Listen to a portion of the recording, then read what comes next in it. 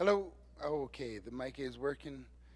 Welcome, everybody. Thank you for coming for the Meares 40 celebration this evening. Yeah, sign language. As mentioned in the plenary earlier today, 2024 marks the 40th anniversary of the Meares Island Tribal Park Declaration. In 1984, the clear-cut logging of Meares Island was really, truly devastating to the ecological and social well-being of Vancouver Island. And the Tla-o-qui-aht and Nuu-chah-nulth Nation came together in what I would consider the true spirit and practice of reconciliation. Before that term was trendy or sullied, the true spirit and practice of reconciliation of different peoples coming together around their shared values of social justice and environmental stewardship. And it wasn't just the hippies. It was, as I mentioned earlier, there were labor unions. There were a variety of different folks coming together in that true spirit of reconciliation to protect the ancient cedar rainforests of Vancouver Island and of Meares Island. We have the great honor of having the beating drum of the unborn history. This is very peculiar to me. What a beautiful and intriguing name for a dance group. They're going to be performing and sharing some of their stories and history momentarily. But as they prepare, I want to just create a little bit more context.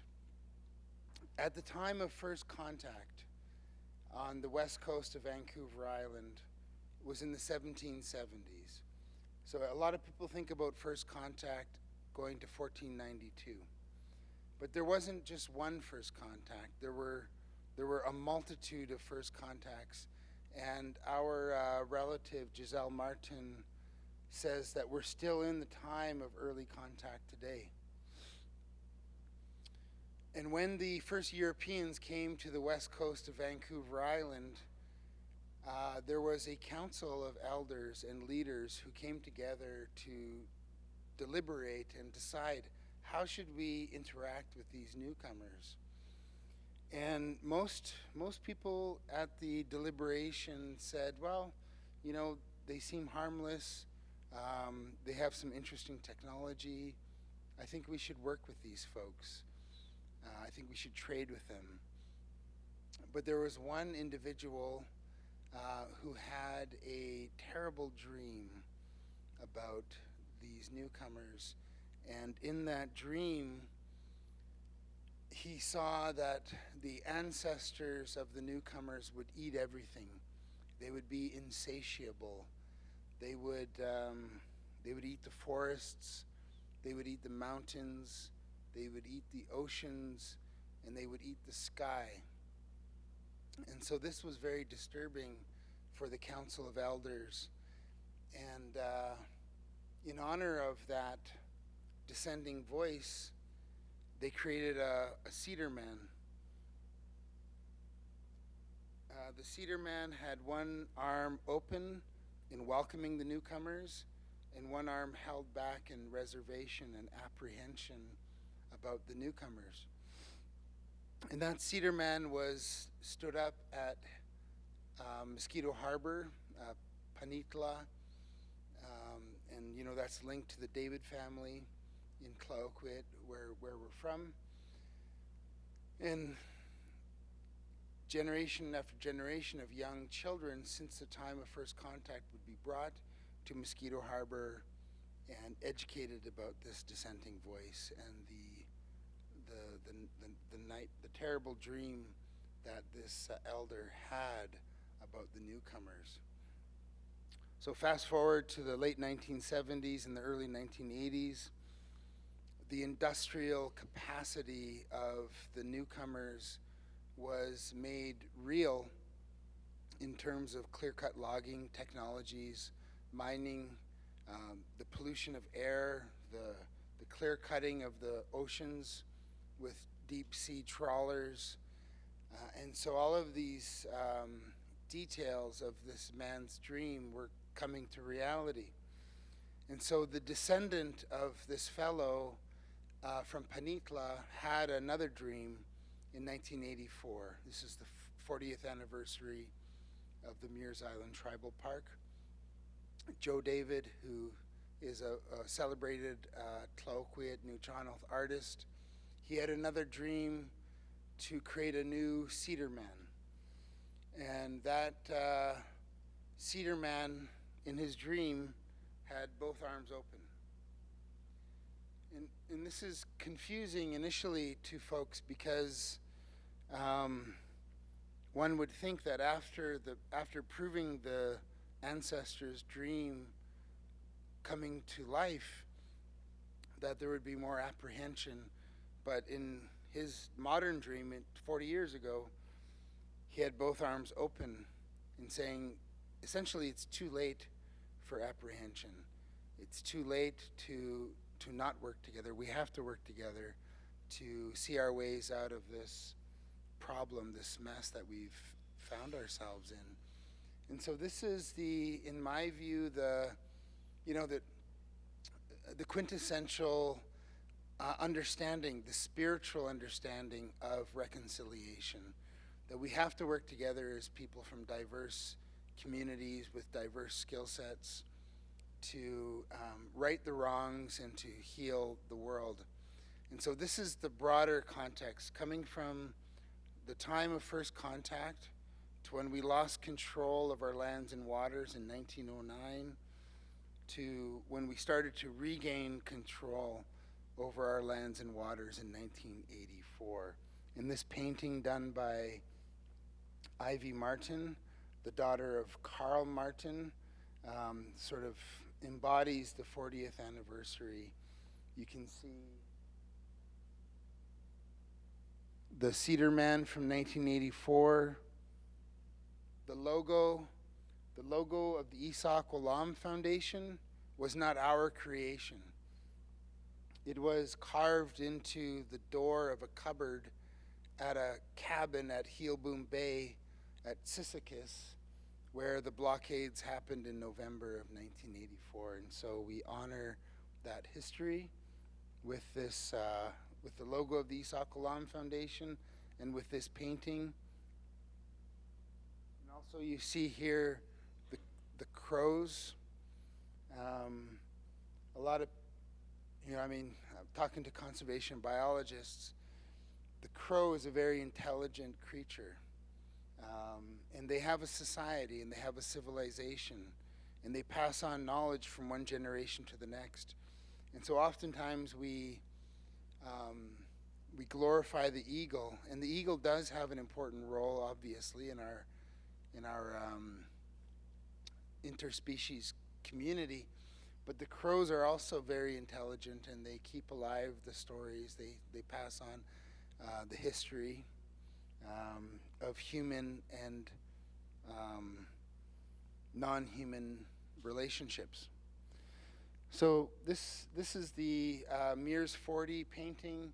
We also have here, I want to say Snakwa, in honor of our Coast Salish relatives. The Snakwa is the ultimate guardian and the watcher of the land.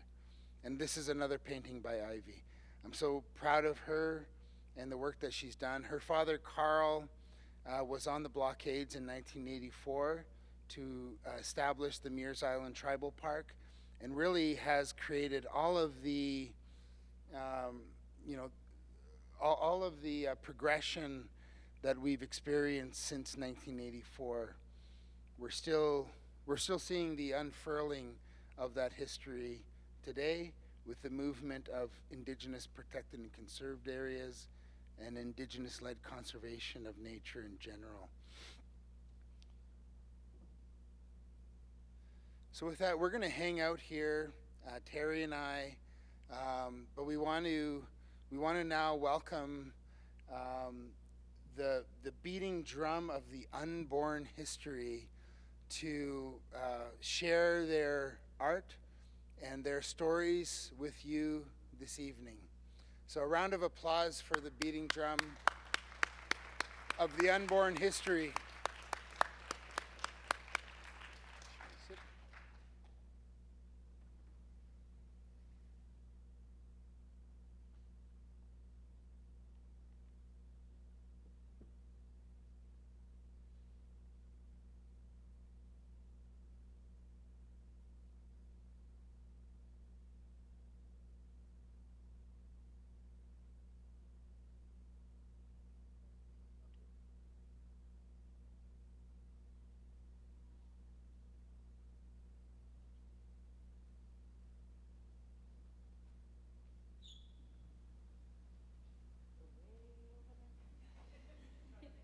Yes, please. Okay.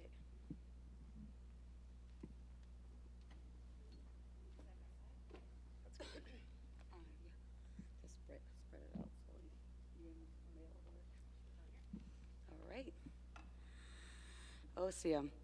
Hot squal tanoia, Nethlen cocklet quishamain, Deanna Lewis Queen Snas, Tla-o-qui-aht a Sonako Kumeo, Skohotmish ol Chenquamentomiab, Kayachton. So I said good day to you all. My ancestral name is Cocklet, which means a cannibal woman. I actually got this name from my canoe family when I was 17 from Sakiosiam and Quelo was there too. Quelo, our canoe family, our Caholt family. There's names that are passed down through your family, and there's names that you earn and describe you. And all along the coast of British Columbia, even into the States, there's this cannibal woman in all the villages, and they have different names for her. Has anyone heard this legend? No? Yeah, some more coastal people know this story. And I've heard Sweeney-a, Zunaqua, and when I say I'm Cocklet, they go, you're Squamish, because that's how the Squamish say the big woman from the mountains. And you're going to learn a lot about her tonight, and our songs and our stories that we're going to share, and even in this photo that we have here, as a big woman from the mountains. My English name is Deanna Lewis, and I come from one of the farthest villages towards Whistler that we still reside in today. And it means the Fishware people, Chiakamish. And all my aunties and uncles live there. We even have a road called Lewis Drive. How cool is that? And, but I'm really honored to be here amongst you all as a proud Skohotmish person. And I would like my colleagues to also introduce themselves, and then I will introduce the name of our dance group.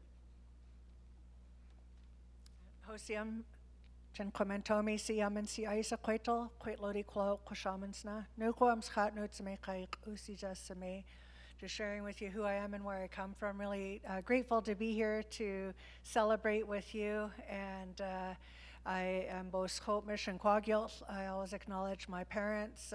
They're both residential school survivors, especially since 2015 and beyond. It's really important to acknowledge them. They survived, and therefore I am here, you know, and it's really amazing when I think about that, really take that time to think that they, you know, they survived, and so I need to honor them. But I live in the village Homulchiston on the other side of the water, and so I was really grateful to share some songs and to get to jam tonight with you, and to have Sakiosiam here, so I'll hand it off to him to introduce himself.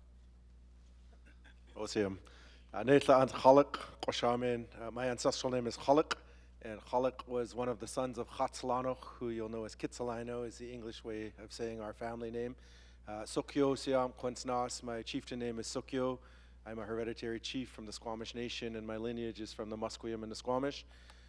Come from the Campbell family in the Musqueam and the Baker family in Squamish Nation.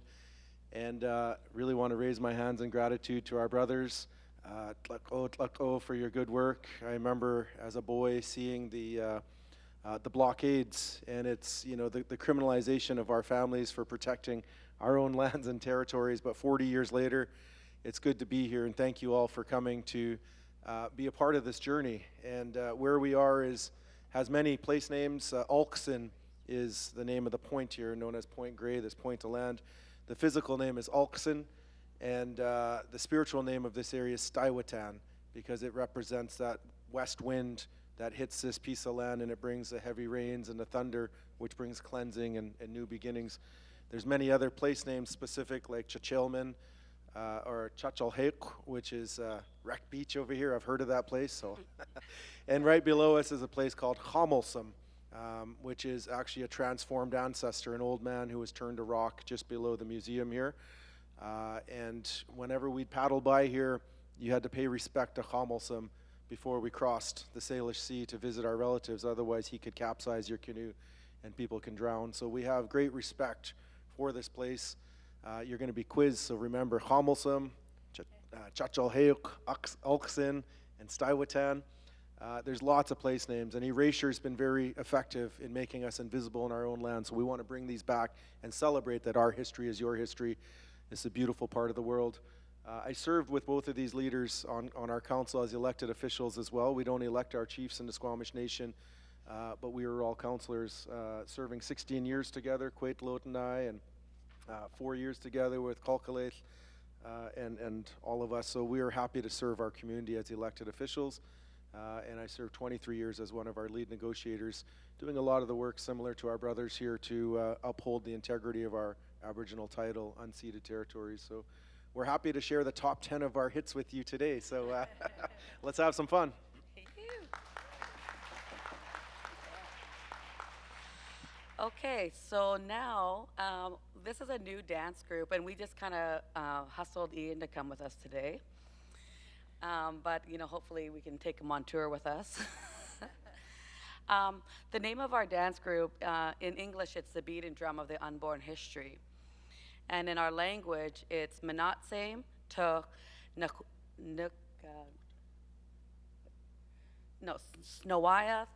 Tuktatis Manhums. I'm still learning it. But it actually came to me, I foreseen this when I was about 29, so it was a good 20 years ago. But it manifested to what it is today. I ended up becoming a composer of music, and I was taught many teachings about going to the water and learning where songs come from and how songs come to you.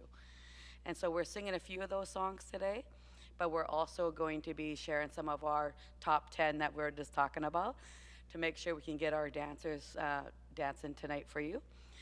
We're very new. This is actually just our second performance. Woo! And what it means about the beat and drum of the unborn history, we have songs that some of them you're going to hear today that are hundreds of years old. And there was reasons we sang those songs then. Prayer songs, journey songs, keeping morale, timing of the canoe. And so in this generation, the songs that I've composed is about relearning our language, because it was taken from us, and teaching the language in a fun way. Things like, I love my mom, I love my dad, I love the trees, I love the water. To be able to start saying those things again, because we were shown not to show love and nurturing, and being able to reconnect to our lands and our waters. I have friendship songs, lullabies for my babies. And I got two of my babies here, and they're not babies anymore. One's 26, and I have a 25-year-old son that couldn't come here today, but he's in our group as well. And then my little 10-year-old. And, but their whole life, us standing here, we actually had to go out and learn language, go learn our teachings. And you'll see our little ones today, they just get to be. They just get to be Squamish, and they're so proud. They're like, we're going on tour. We're going to travel the world. You know, they already got the dreams. They're big, and that's our wish for all of them, is for them to just live their life and be. And so hundreds of years from now in the future, people will sing these songs then. So it's that unborn history that we're helping create today. And that's what it means for our dance group, OCM. Thank you. The first song we're going to share, I wanted to pay tribute to one of my teachers of composing music, my dear friend Ceciam Ray Naturo. I sing one of his songs, and it's about two spirits coming together as one, and that drum beat together today all of our hearts will be as one today. That means in chote mode as one. And so they're going to paddle in because we are coastal people, and our dancers are going to be coming in, and that's how we formally bring them onto stage. And so this is Ray Naturo's Journey song.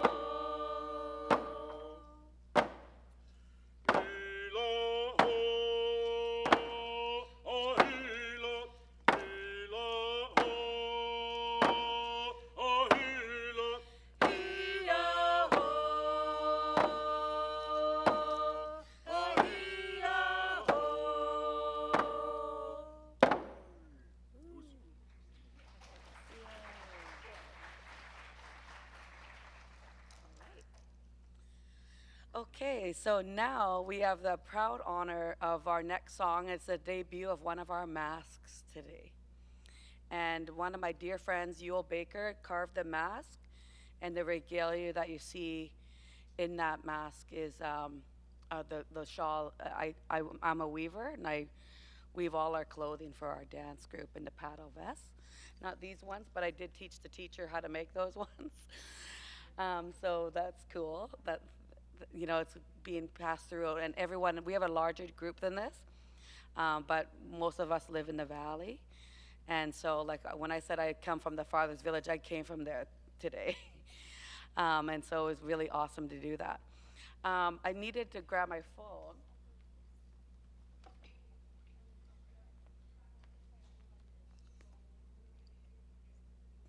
Okay. OCM, thank you. We do a lot of work on MMIW, our murdered, missing Indigenous women and girls. And my eldest daughter is a writer and an artist, and she made a shirt saying honor our MMIWG. And she's going to be the one dancing for us today. And I wanted to read something that she wrote. Here it is. She said, "You can ask any Indigenous person, and they have a story of someone they love who has gone missing or who has been murdered. I wanted to honor these women and girls while also creating a new message. I wanted to create a new storyline for the wild woman as our woman spokesperson. In Scohomish, her name is Tla-o-qui-aht. And there's many names like wild woman, basket lady, giantess, cannibal woman, and many more.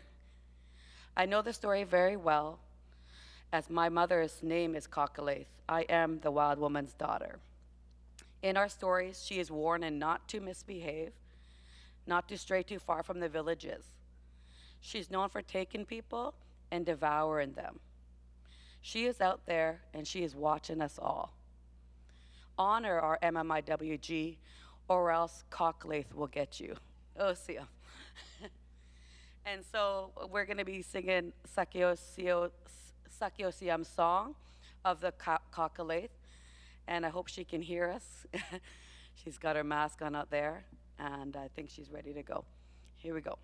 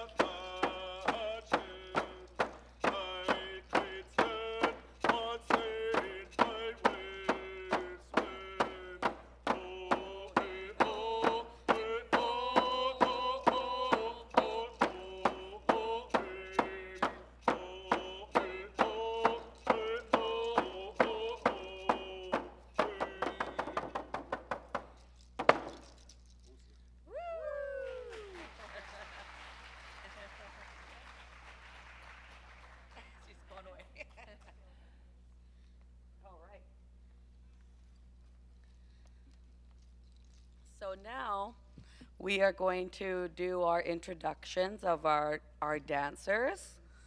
And so who would love to start? Nolan? We'll go this way. Oldest to the youngest. There we go.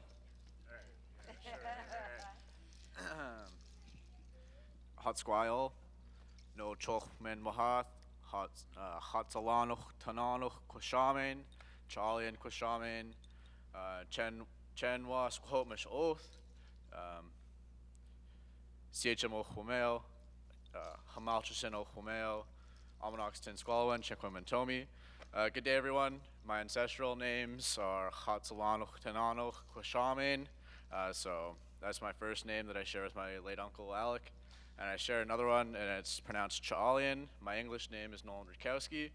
I come from the Squamish Valley, a small fishing village on the Squamish River called CHM in Brackendale.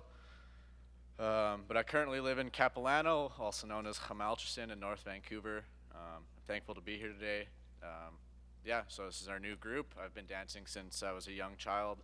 The dance group that I was in before was actually named by Sekio. It was Wealth Tima Kukotsum, but I no longer am a part of that group, so new beginnings, so I'm happy to be here. Thank you. Hot Squad Tanoia, Shanna Queen Sna, Queen Kulat, Queen Quishami, Tina Shantla, Montesin Okumeo, Okshin Sequitol. Shanna is my name. I come from Montesin Village, which is Capilano Village. Quinn Kulat is my ancestral name, and it means Thunderbird Dancer. I respect who I am and all my relations. Osium.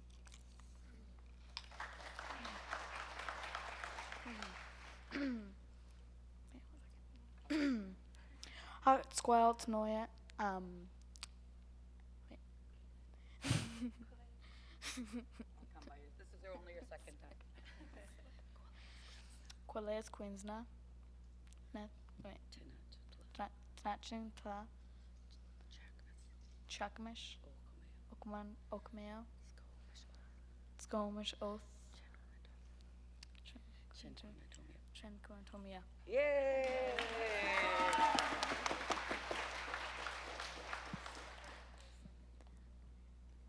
Hot squirrel, Queensna, Holitz Tanat. Hello, good day everybody. My ancestral name is Holitz Tanat and my English name is Sarai Jacobs Green. I come from the Squamish and Stalo Nations. My grandparents are Eva Martin, Stuart Jacobs, Rena Green, and Stan Green Sr. My parents are the late Stanley Green Jr. and Councillor Shayla Jacobs. Today I'm standing here proudly representing the Squamish Nation Gretchen's Junior Princess. Heichka.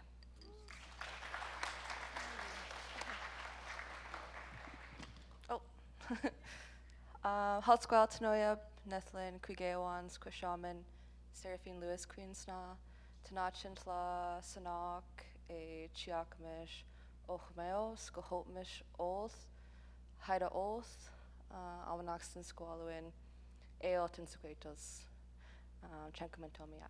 Thank you. Oh, I guess I should say it in English.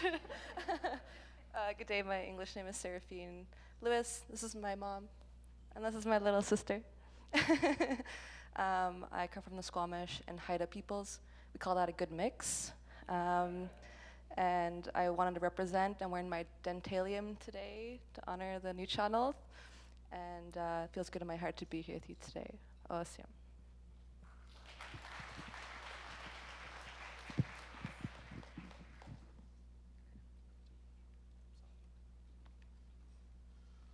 Thank you to our family for using our language. It's so beautiful to see the revitalization. Many of us are the first generation out of residential schools, and it's hard to call them schools. They're really internment camps designed to eradicate our language and culture. So true testament to our tenacity and resilience, especially our children. So Osium. We're now going to share our wolf song. So this is Takaya Slolum, comes from my uncle Saapaluk, Bob Baker, representing family and unity and strength. Osium.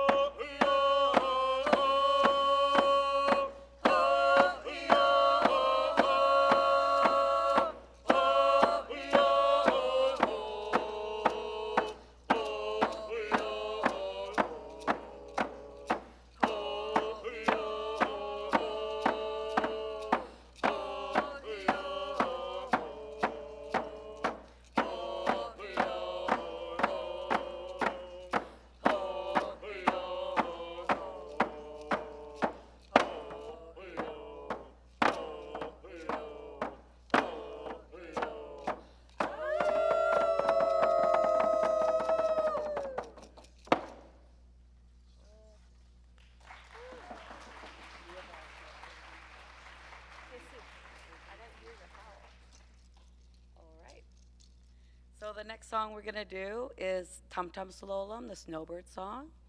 So we usually have male and female songs, so the Takai is usually done by our males. And they usually say when they see them dancing around, if you see that how they can mimic that animal, that they're good hunters. So we already know Nolan's a good hunter. He does hunt, actually.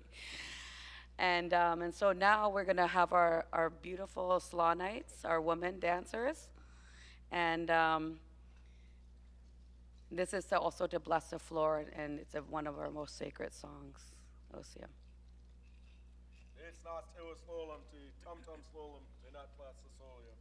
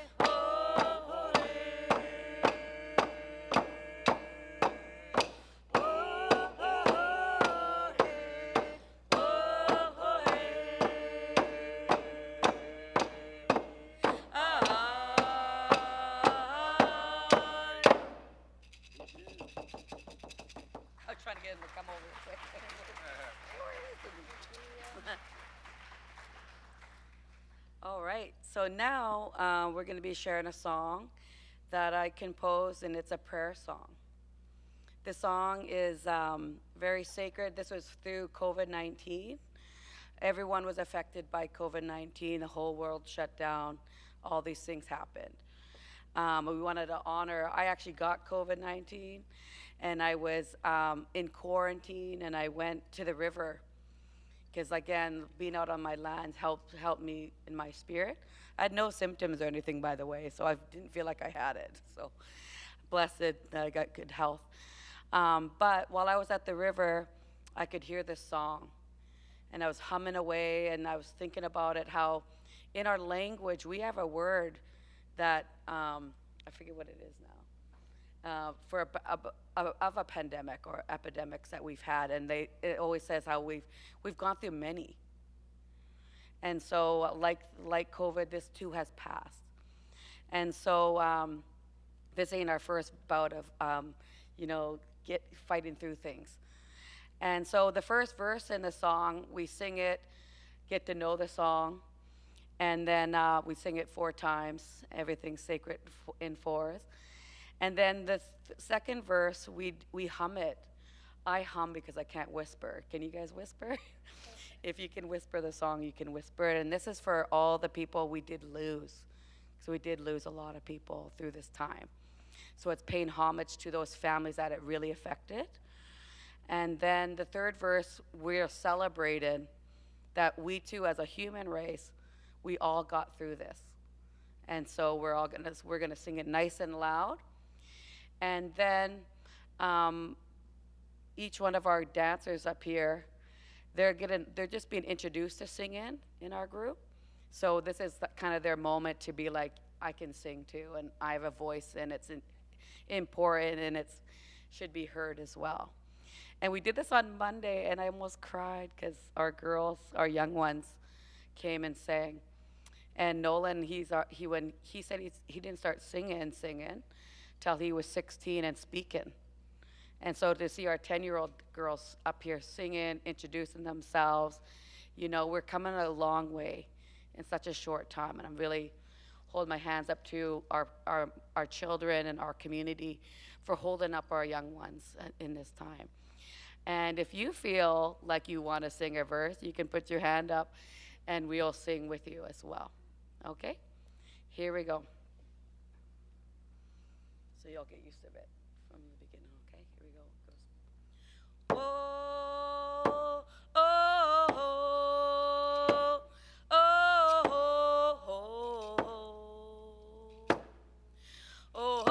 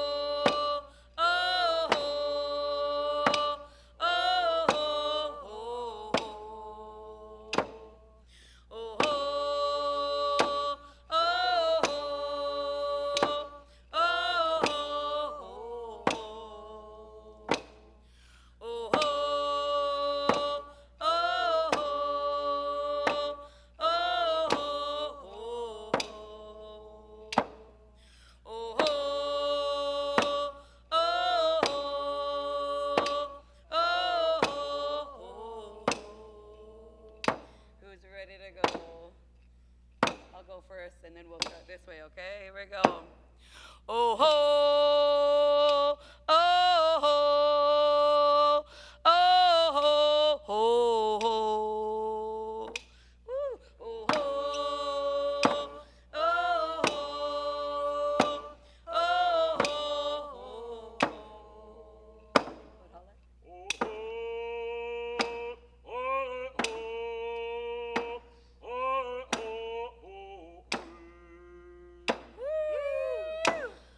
Oh,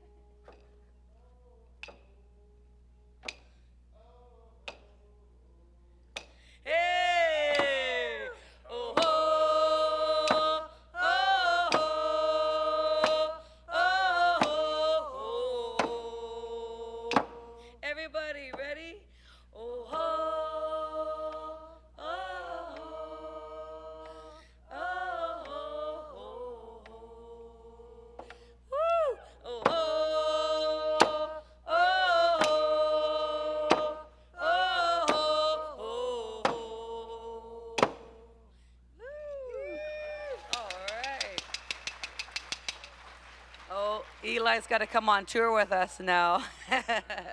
All right, thank you everybody for indulging us.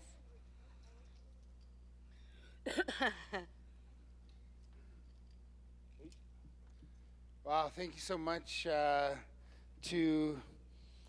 want to say, the beating drum of the unborn history. Thank you so much for sharing. And to see the courage of these young dancers and singers is so heartwarming and inspiring. Thank you to all the young ones who've come and shared your gifts with all of us. Thank you. We want to present this painting to you. It's an original art, as mentioned earlier, by Ivy Martin, the daughter of Carl Martin. And it's the teachings we've received from the Tla-o-qui-aht Nation it's the Nuu-chah-nulth, the steward of the land. And also, by the way, this is the North American Conference for Conservation Biology. This bird connects our places all the way down to Mexico. This bird keeps a migratory route that reminds us all how we are all interconnected. So we would like to present this painting to your group.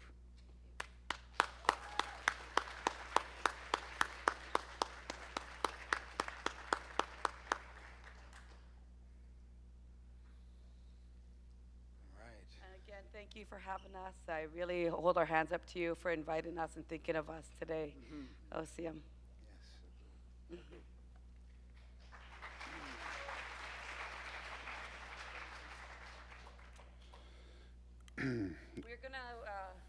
We're gonna sing a song on our way out, and it's a lullaby that I composed for my little girl, and it's have sweet dreams for all of us. I wrote it for that one. He's here. 10 more songs now. Here we go. You got my other drum? Okay, here we go.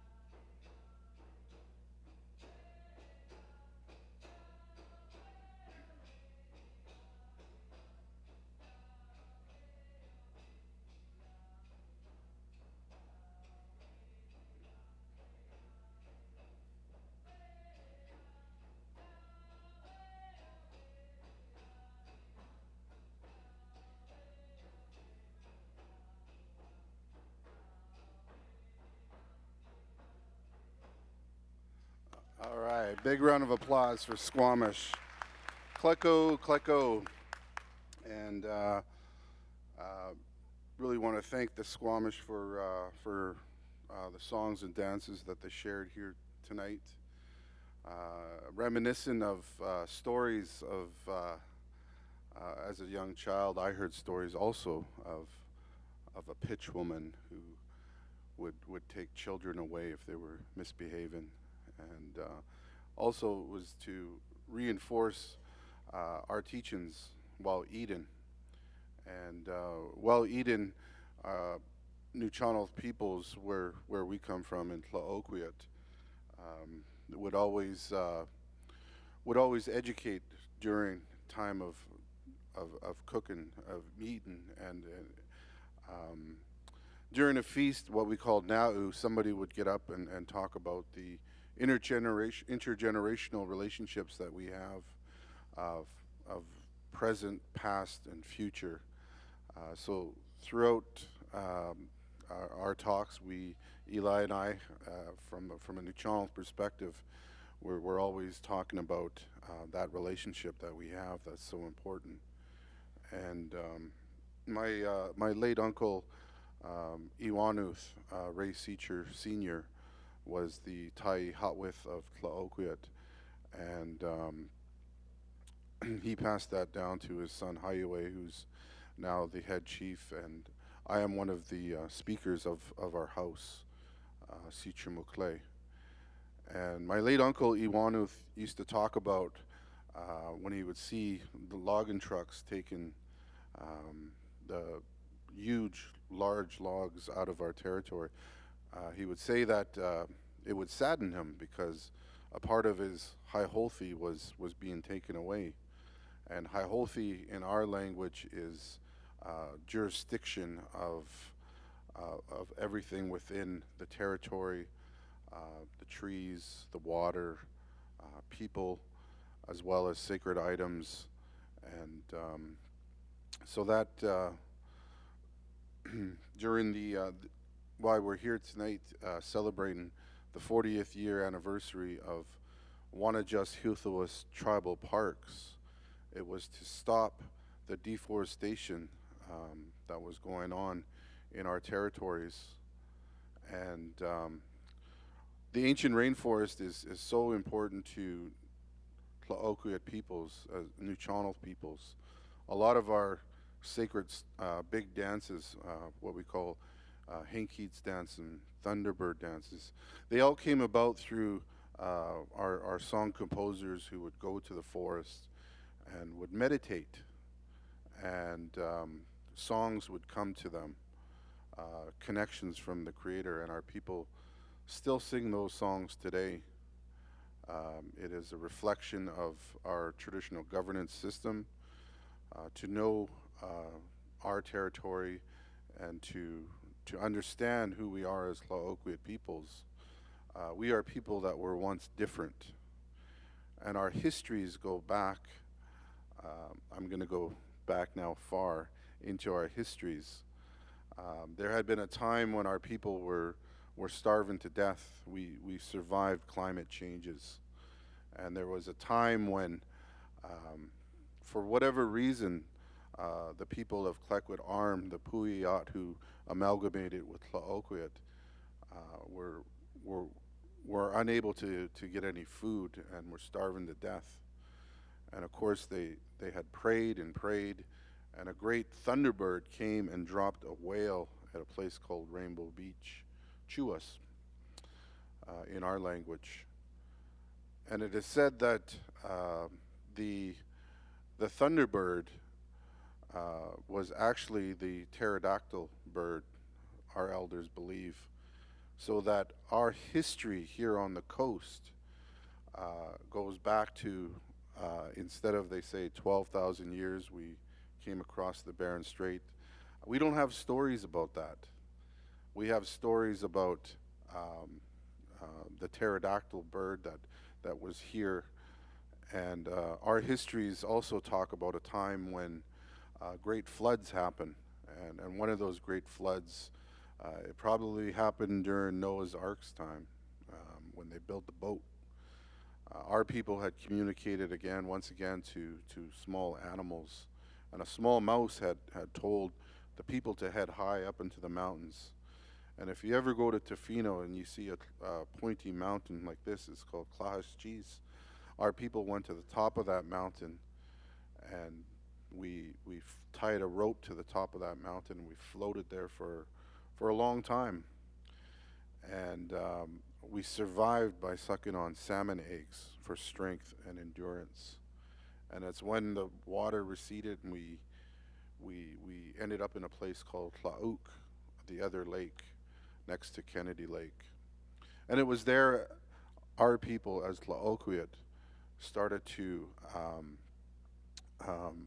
organize ourselves into clan systems.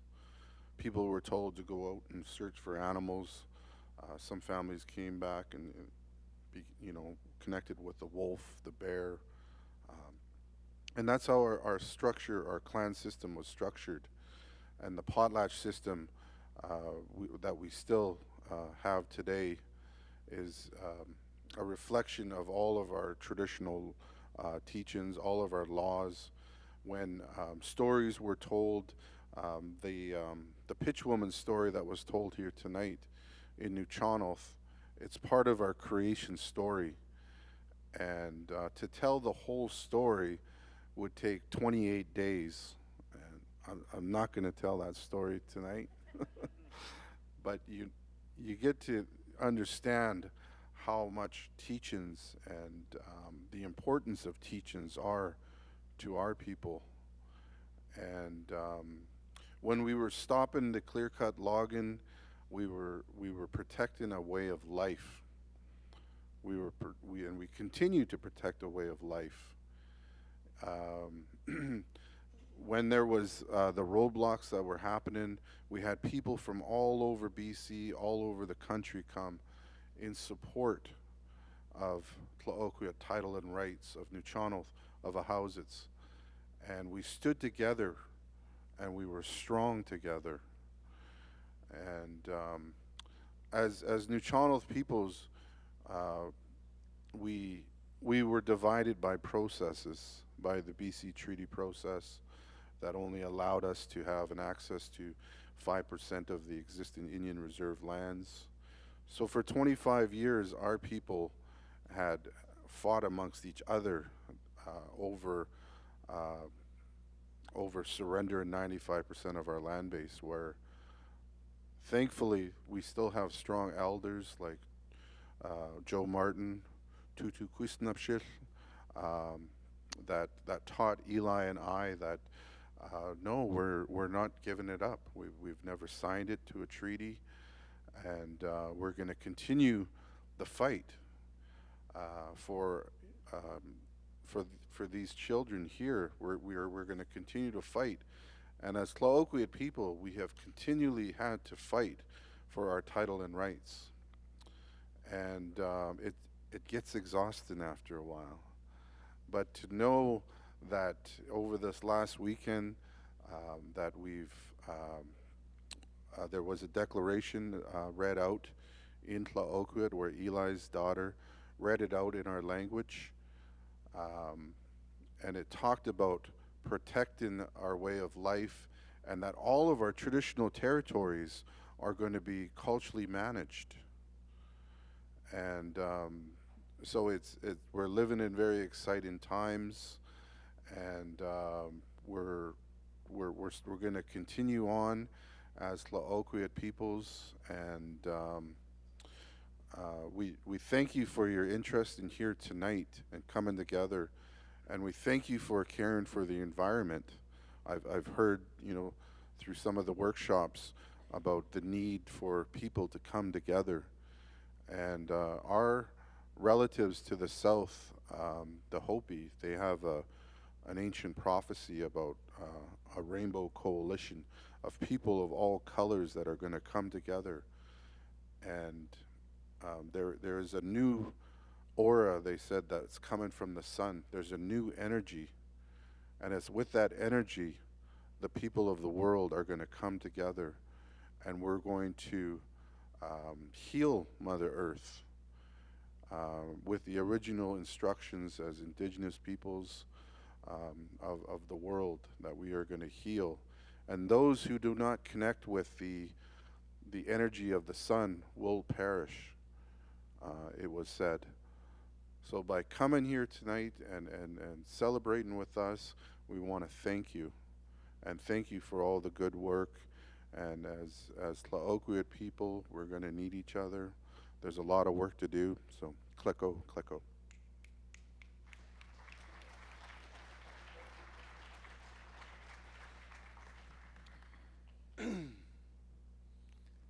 Just like poetry. Called Fish Head Soup for the Soul. That's his radio DJ handle. Fish head soup for the soul, right? So the story is that the Duncan First Nations had some old wars that we never reconciled with, and they used to call us as Nuu-chah-nulth fish heads. So, because we ate fish heads, and like, what? You don't eat fish heads? What's wrong with that? The wolves eat fish heads too. So I want to say the name Lee Hilbert. Lee Hilbert was working for Macmillan Blodell back in 1984, and he was laying out cut blocks for the logging company. And as far as Lee and all of his, crew members knew, this was a legally condoned economic activity to log in the worst ways imaginable these ancient cedar rainforests. But there was something in Lee's gut that he knew that this was wrong. And so he went AWOL, and he took, because he was the engineer laying out these cut blocks, so he knew exactly where the roads were going to be built. 90% of Meares Island was slotted for clear-cut logging, and he knew all the cut blocks, and he knew where they're going to offload road building equipment at Heelboom Bay. And so in his fright and his dis-ease with this imminent potential of destruction of these ancient cedar rainforests of Wanachus-Hilth-hoo-is, he approached my uncle Moses Martin. And Moses was our elected chief counselor at the time.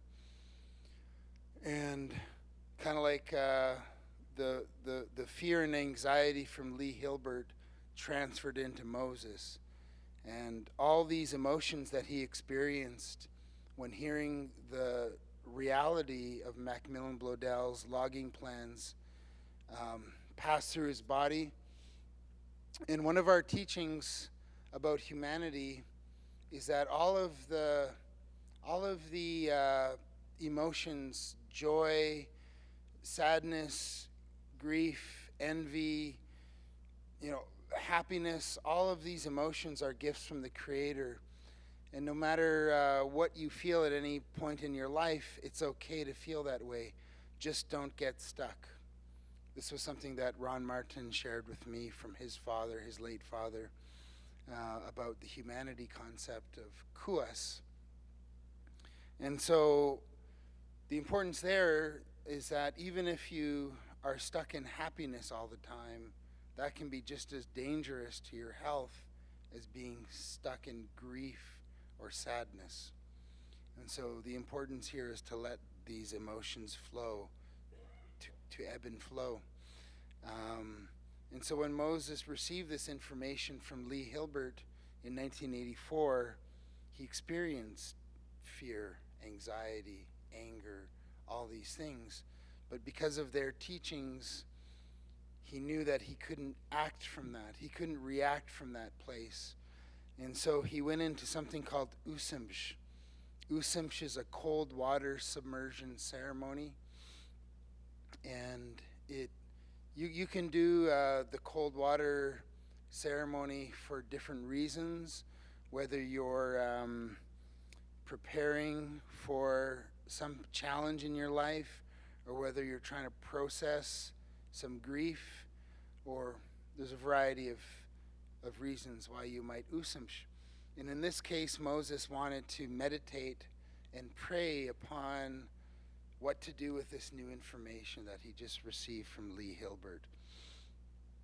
And so what emerged out of that ceremony was hahopa ha'uk, that if Lee Hilbert is an employee of Macmillan Blodell and clearly demonstrated his good humanity in coming forward to Moses about the true logging aspirations of that company at the time, then there may be other people employed by this company that share that humanity. And so rather than chastising or demonizing or casting aspersions on the company of Macmillan Blodell, what Moses realized coming out of that ceremony was that he had a responsibility to prepare a welcome meal. I think I might have said this earlier a little bit in the plenary earlier today, but essentially the teaching was that whether it's a conflict or whether it's a celebration or whatever the need is, coming together around food is the Nuu-chah-nulth way of strengthening relationships, renewing relationships, and really at the end of the day, this is the human way of doing things. If we break bread, so to speak, with our neighbors on a regular basis, then we strengthen those relationships. And so that welcoming meal was prepared, and Lee Hilbert was a key part of that. And I'll say this: when I started celebrating the 35th anniversary of the Meares Island Tribal Park 5 years ago, I went to Moses and I asked him for advice and guidance. And the written declaration was in April of 1984. And so I thought it would be a clean celebration. We're going to celebrate the signing of the declaration. But Moses informed me that there was many things happened in 1984, including bringing the Cedar Man that you see here, brought him to the lawn of the Legislative Assembly building in Victoria on October 20th, 1984. There was the actual conflict at the standoff at Heelboom Bay in November of 1984. But all throughout that year, there was a variety of movements that happened. And this is before Facebook and texting and advanced telecommunications technology that was widespread, available to everyone. And so Lee Hilbert and I was interviewing him, and he was reminiscing on 1984.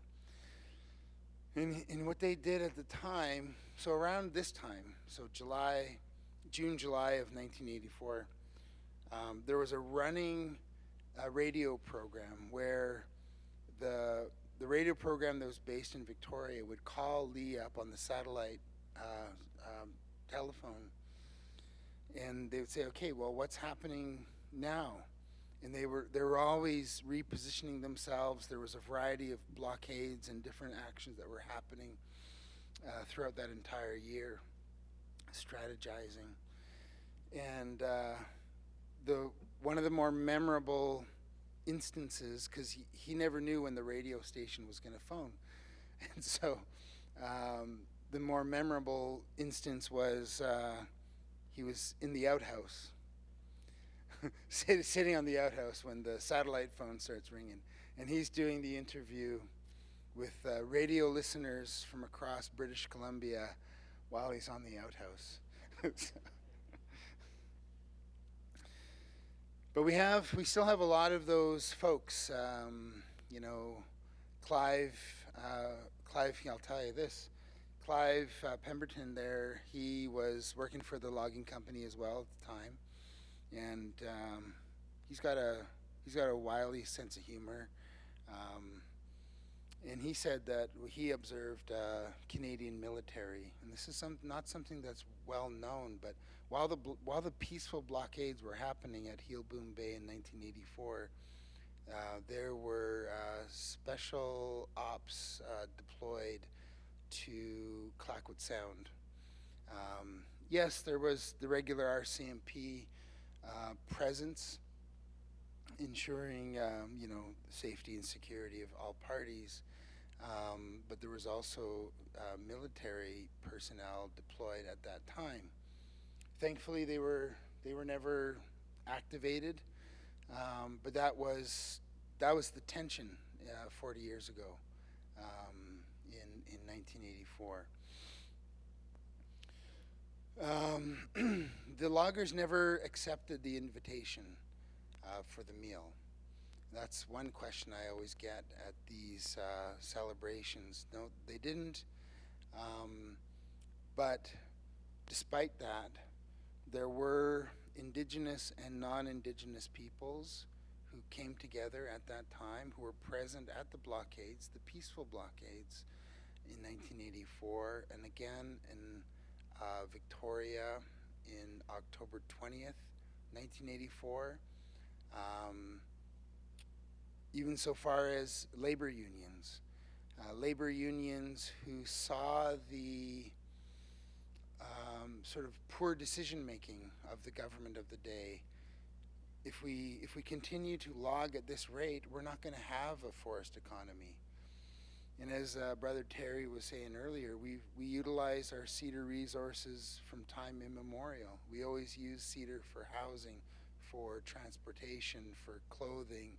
Our bentwood cedar box, top to bottom, our whole society depended on utilizing these natural resources. And so we have a lot in common with the labor unions in that regard. So it wasn't just indigenous peoples and hippies. And so 40 years later, the opportunity that we have, like the prophecy that Terry was talking about in terms of the rainbow people or the rainbow prophecy, this is very similar to our Unamagi brothers and sisters out on the east coast of Nova Scotia and Cape Breton. They have, similarly to our first contact story with the Cedar Man, they have a story of first contact where the elders who were alive at the time of first contact on the east coast of Canada, they predicted these hard times. They predicted all of the deprivation and destruction to the land and to people. They foresaw that, and it was passed on in story that when we're on the brink of total self-destruction, that the great-grandchildren of the newcomers are going to approach our grandchildren, and they're going to ask for direction on how to see our way out of this calamity, this crises. And so the teaching, there was two teachings there. One was to hold on to who you are, to the knowledge of who you are and the teachings about how to live the good life and how to live in a balanced way with creation. But the second teaching was to have love and forgiveness in your heart. And that was the hardest pill to swallow, because there's so much intergenerational trauma that we've heard about today. So how can you remain compassionate, and how can you hold on to that love and forgiveness, that when the great-grandchildren of the newcomers come to you and ask for help and guidance, that you don't have malice in your heart, so that you can truly see clearly and work together in ethical space with the two-eyed seeing and whatnot. So these are for me some of the takeaway points, I guess you could say, of why we're still remembering our history, why we're still keeping alive the story from 1984. And I'm just observing my environment here, and I noticed a young man here put on his shirt, and I'm wondering, like, if there's any questions or if there's any statements, like if there's something that you want to share, I would welcome you to share this at this time. You're good? Okay, I saw you get regaliaed up there, and I wasn't sure what was happening, but pardon? There you go. But yeah, I mean, there's wiser and older people in the crowd than me. So Monica's got her hand up, but I would want to ask anyone, if you have recollections from 1984 that you would like to share, please gather your thoughts of what was happening at that time. But Monica? She was born in 1984.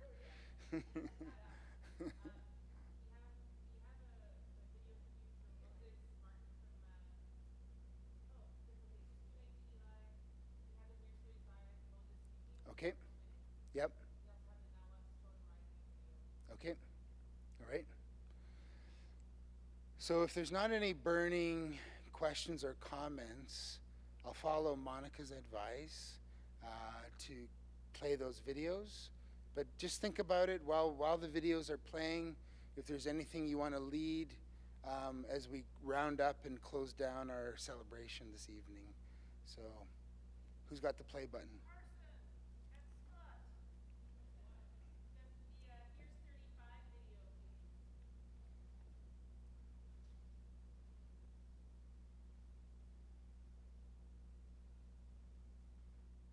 Yeah, the two Nuu-chah-nulth principles that we were all raised with, one of them being Hishogus-awak and the other one Isak. Those are, to me, are the two cornerstones of this thing called self-governance, right? And that we're told that that everything in life is connected, including the forests and the rivers and the fish in them. And also we're told that if we're going to impact anything within that circle of life, that we have to do it with respect. And when you think about that, that's our whole life. That's our duty to honor those principles in life. This whole thing has been the proudest moments of my life as an elected representative of the tribe that I come from. And yeah, it's just something that I will always be proud of, and how we came together as people, not as individuals, but as people concerned about the same thing that we were, including many non-natives that took part in that thing that went down back in 1984, 85, and into the 90s. Yeah. Now, my understanding is there was some pushback, there was resistance, there was racism, there was, it wasn't all fun, it wasn't all easy. Yeah. Do you want to talk a little bit about how at first there was some animosity? Yeah, there's always that, and probably still going on today, but I put a lot of pride in myself in trying to build relationships with the municipalities, both the Fino and Ukilit, and as well as neighboring tribes, the Nuu-chah-nulth Tribal Council and leaders across the country, because when it really comes down to it, we all need to come together and stand behind each other, or stand beside each other, and yeah, do what we have to do with all the changes that are coming about with global warming and all that kind of stuff. And it's important for all of us to work together to protect our future generations. What are we going to leave behind for them? Absolutely. So, any words of advice to other indigenous communities or nations who want to create protected areas? Boy, we should all be under the same principles, because that applies to not just our tribe, but it's a Nuu-chah-nulth principle that everything is one, and the law of respect. We should all understand that and support each other and do what we have to do to protect whatever's left for as I said, our future generations. Can you describe the event in Victoria a little bit? Like, tell me what it was like at the event on Wednesday. I was just feeling really proud of not just me, but the whole, all the people that took part back in those days. There was many people from the municipality, men, women, children, and all of those people. We all came together for the same common cause, and yeah, 35 years later, we're the timber's still there, the island's still beautiful, and yeah. True. Kleko.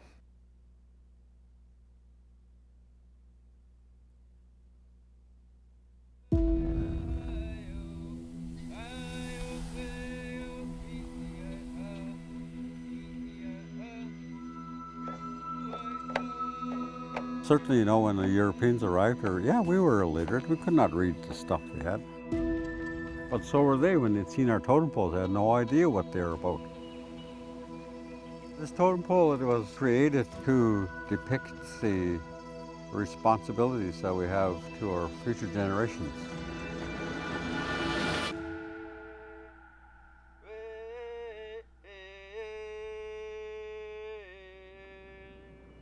We have the responsibility to caretake these lands for future generations, and we've been exercising that responsibility. And now we're taking another step in reestablishing our constitution. We're rebuilding.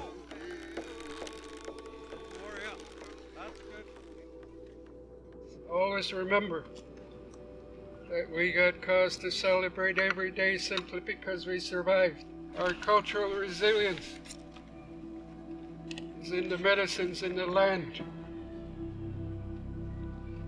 to pass on to our families, to our people, to our houses, to understand what's ahead and what's way, way behind, so we can build in unity, not only in our communities, but throughout BC and across Canada.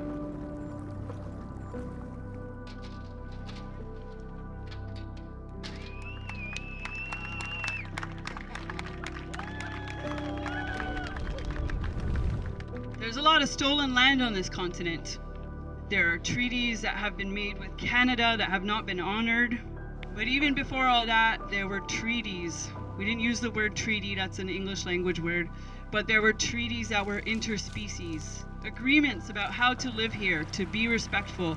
I've been told that for one crest on one pole, if you want to hear all the stories, it's going to take a 28-day lunar cycle of the moon. And I'm really grateful to the ones that are passing up culture and knowledge, and especially this land that supports all of us, the water that supports us, the plants that support us, the animals, and the mysterious energy of reality.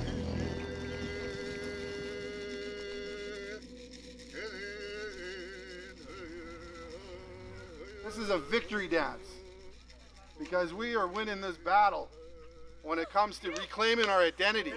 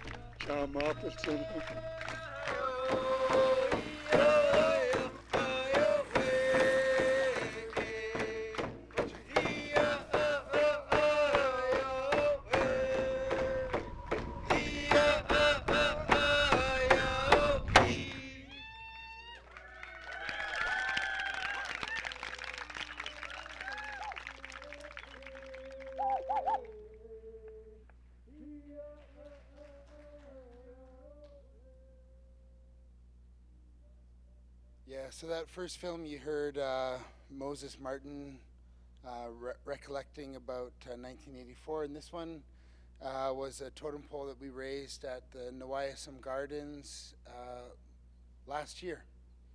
Feels like a long time ago. But so yeah, as we're winding down, we got I think 15 minutes left now before 10-15 minutes before the film festival starts. But if there's any questions or people want to share, Risa. Do we have a microphone for Risa? It's good. Yeah. I'm going to ask this because we're at a conservation biology conference, and at the time, I am old enough to have been there. You had a government that was a provincial government that was desperate to end the demonstrations, and they were just desperate for a solution. And they struck this Tla-o-qui-aht Sound scientific panel. And so my first question would be, did that have an impact for the Nuu-chah-nulth? My second question, which relates to that, is a little bit later. I think it was 1996. You also, this was still going on, like it wasn't over. You had the government of the day create the Tla-o-qui-aht Sound Biosphere Reserve, which was really in response to an international outcry about the logging. This was like later, this was way after, this is 1996. So I just wonder if any of those things had an impact or what the interaction was with those initiatives. Yep, for sure. And yeah, I mean, it's still going on today, by the way. It's like, it's not a done deal. It's in the journey. Wise person told me it's not the end destination, so to speak, but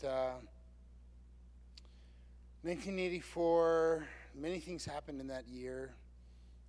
The War in the Woods was 1993. That's where things really culminated in Tla-o-qui-aht Sound. Prior to the G20 riots or, whatever in Toronto, it was the largest act of civil disobedience in the history of Canada in 1993, the War in the Woods. There was the scientific panel. I would say the scientific panel was a good, kind of like a break and correction measure, because they brought together Western scientists and Indigenous elders to try and come up with how can we continue to log or, have forestry activities in Tla-o-qui-aht Sound while not, destroying the land. This gave birth to Mamuk and Esoc Forest Company, which I believe were conceived with the best of intentions. The people are, particularly our people and the scientists and the thought leaders from the non-Indigenous community came together with the best of intentions to create a company, which, by the way, you see Esoc Olam, Esoc Forest Products was conceived with the highest teaching of our community, the sun moon crest and respect, and to observe, appreciate, and act accordingly.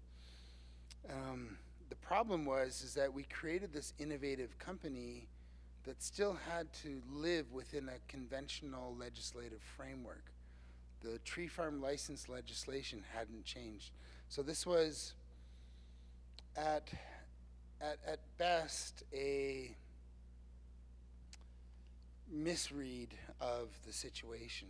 That to think that you could create this innovative forest company and have it do innovative things in a conventional legislative framework was a misread of the situation.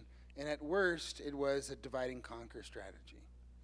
So there were members of our community who did not want to have the logging, And then there were other members of our community that were open to running a logging company. And there was a lot of money to be made still within Clayoquot Sound. There was a lot of fiber left on the mountains. And so there was a financial opportunity. And I'm thankful to say that I think calmer heads prevailed. And just this year, those tree farm licenses have now finally been bought out and have been converted into conservancies. So yes, the scientific panel had an impact. The War in the Woods and all of those measures. The Biosphere Reserve, it's a toothless tiger. It has no jurisdictional powers. It's a nice idea for sustainability, dispute resolution, and nature conservation. The Biosphere Reserve designation is an inspiring idea, but it didn't provide the legislative tools to the local communities to actually affect how the lands and waters were going to be governed. I'm a big supporter of biosphere reserves, and I think having a vision and having a good idea is important to motivate people and get them going in the right direction. But it is notable to say that within a Canadian context, our biosphere reserves don't have legislative powers. And now to Tla-o-qui-aht and Nuu-chah-nulth Peoples, that was actually a good thing, because if you can imagine, we've been from 1909 continuously new jurisdictions arriving that ultimately end up in restricting our own place, our own home. So when Jean Chrétien was the Minister of Indian and Northern Affairs Canada in 1970, the Pacific Rim National Park Reserve was created. And then coincidentally or not, when he was the Prime Minister in 2000, it was actually 2000 when the Clayoquot UNESCO Biosphere Reserve was created. He was the Prime Minister at the time. So there was a lot of fears that the Biosphere Reserve designation would usurp or otherwise hinder our sovereignty in our jurisdiction, which ultimately never happened. But those are all growing pains, I would consider them. Like, it's not, no one's going to wave a magic wand and all of a sudden everything's going to be okay. It's been 40 years, now I think it's going to be 35 more years, and how we kind of track progress in restoring and healing is going to be, like, who knows what's going to be happening in the next 35 years, but I imagine it's going to have something to do with IPCAs and the maturation of what tribal parks are meant to be. But yeah, thanks for that question.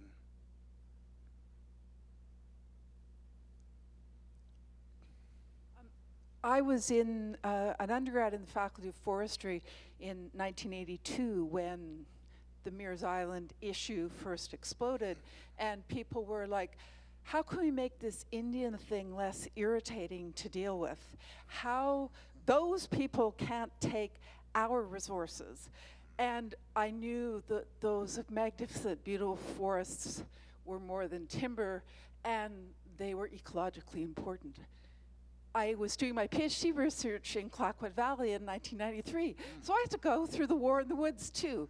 But in all of that time, and this is especially for the young ones in the audience, I knew they were wrong, and I knew in my heart that I was deeply right. And now the world has changed, and I'm almost normal. Well, not too much. I want to applaud that. Almost normal.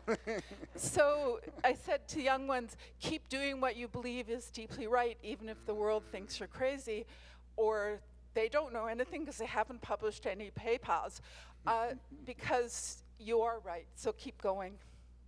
Thank you.